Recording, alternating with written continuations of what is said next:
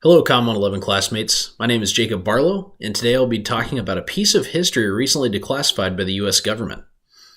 This formally classified, aka top secret story, comes from operations at the ever-so-secret and elusive Area 51. During the 1960s, the Soviet Union and the United States of America were beginning the tradition of spying on one another as both world superpowers began pursuing major technological advancements. These advancements were mainly militaristic and often involved weapons programs. The event I will be talking about today is known as the Caspian Sea Monster. Now, before I lose everyone because I used Area 51 and Sea Monster in the first minute or so of this speech, just hear me out. Things are not at all as they sound. The Caspian Sea Monster was the name given to an unknown object in a Soviet Union harbor located in you guessed it, the Caspian Sea.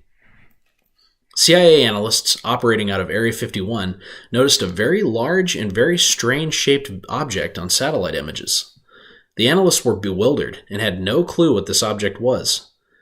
The object was floating in the water, but looked like a plane. Now, float planes had been around for years, but the truly disturbing part was the size. The Caspian Sea Monster was nearly twice the size of a Boeing 747, which is one of the largest commercial airliners to date. The other strange detail was that the object had a wingspan that was much too small to attain lift for a vehicle of that size. This sent the American intelligence community into a frenzy.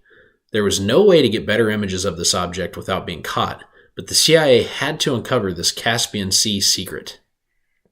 The CIA was so concerned about this discovery that a project out of Area 51 was started called Aqualine.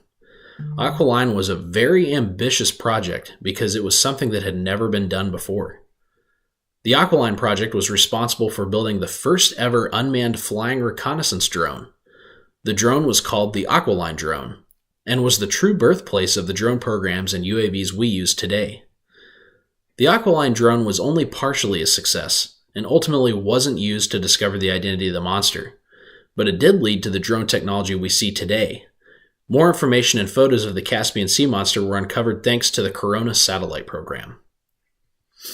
The Caspian Sea Monster turned out to be something no one expected. It was not a plane, and it was not a boat. It was both.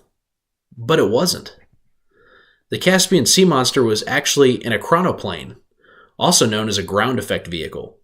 This was a vehicle that used a physics phenomenon known as ground effect to lift it slightly above the Earth's surface, more specifically the water's surface. This allowed the machine to stay low below radar like a ship, but stay out of the water with no resistance. Having no hydro resistance allowed the aircraft to reach speeds upwards of 400 miles an hour.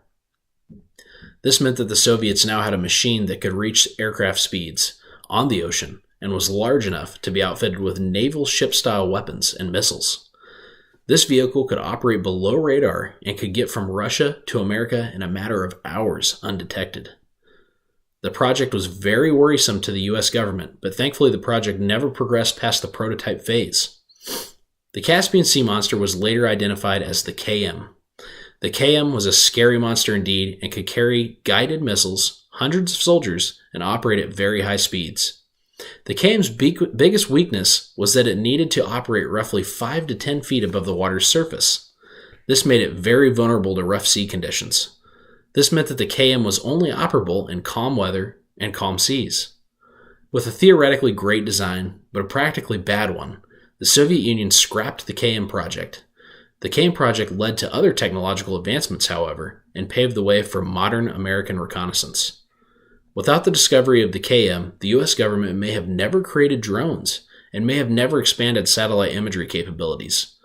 The fear of the unknown caused the beginning of much of our modern reconnaissance technology and broke new ground involving the use of ground effect.